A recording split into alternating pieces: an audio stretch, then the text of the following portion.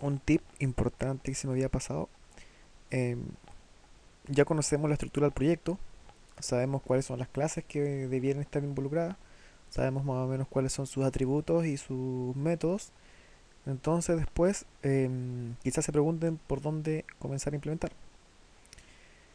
En general se comienza implementando desde lo más específico.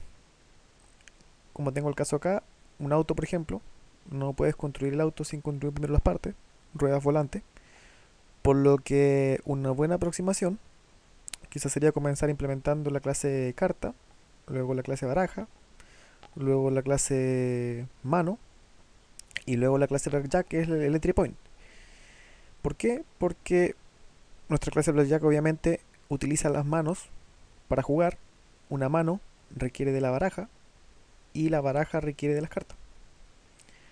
Ese es más o menos la estructura que uno debe desarrollar desde carta hacia blackjack, en ese orden.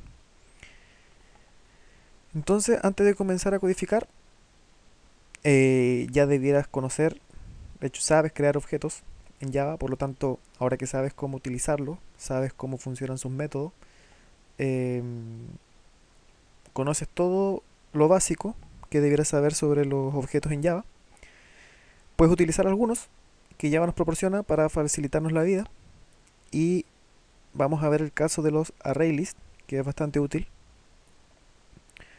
Un array list es un array dinámico, no tiene restricciones de capacidad y su tamaño se ajusta de forma dinámica. Es decir, ustedes conocen arreglos donde deben entregar un tamaño fijo. En este caso, los array lists son arreglos dinámicos. No se necesita indicarles un tamaño fijo, ya que ustedes pueden agregar e ir borrando elementos sin preocuparse del tamaño actual. ¿Cómo se declara un array list? De la siguiente forma. Esta es la forma de crear un objeto de tipo array list. Cuando ven esta estructura, lo que significa esto en el fondo es que por defecto el array list va a crear un objeto que referencia a otro objeto. Es un poco complejo de entender, pero en el fondo la palabra objeto podrían reemplazarla, por ejemplo, por string, por doc, por integer, cualquier objeto. Esto le va a explicitar a nuestro array list con qué tipo de objetos va a trabajar. Alguno de sus métodos, agregar, add, y se le pasa el objeto. Get, se le indica el índice y retorna el elemento en el índice. Por ejemplo, si ustedes hacen get 0, les va a entregar el elemento que está en la posición 0. Size retorna el tamaño del ArrayList. Aquí hay un ejemplo.